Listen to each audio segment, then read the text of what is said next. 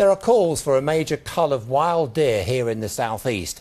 It comes as increasing numbers are being killed and injured on the roads. Last year there were 300 accidents involving deer in the Ashdown Forest area of Sussex alone. They're also causing widespread damage to crops, fences, gardens and woodland. The Deer Initiative, which monitors the animals, says there are up to 2 million wild deer roaming the British Isles. Currently around 350,000 are culled each year. It wants that number raised to 500,000. Our environment correspondent Yvette Austin reports. It's a treat of an early morning sight.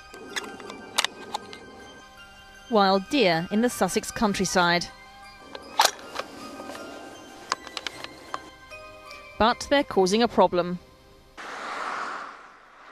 The damage the deer are doing in the countryside, the numbers of casualties there are on the roads mean that something has to be done. The logistics of fencing off all the roads are impossible really to consider.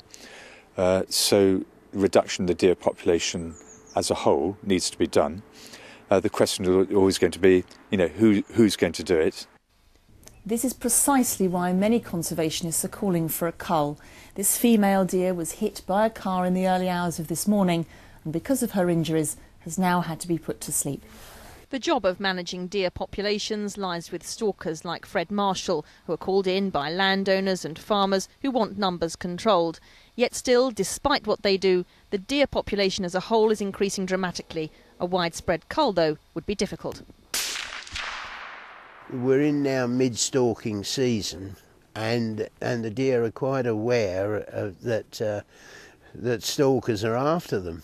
And if they see a man in the woods or they see a movement even, they're very, very aware. You can see hers, in this area of 100 fallow. Well, you've got 200 sets of eyes.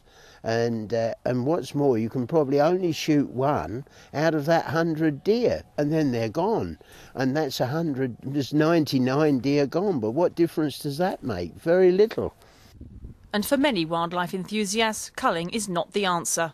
There are other ways, there are other options, making much wider garage verges across Ashdown Forest so the deer can see us, we can see the deer, and also reducing the speed limit down to 40 miles an hour across the forest is really what's called for. However, venison is a healthy meat, and there are those who argue that the more deer shot, the more will become available to eat.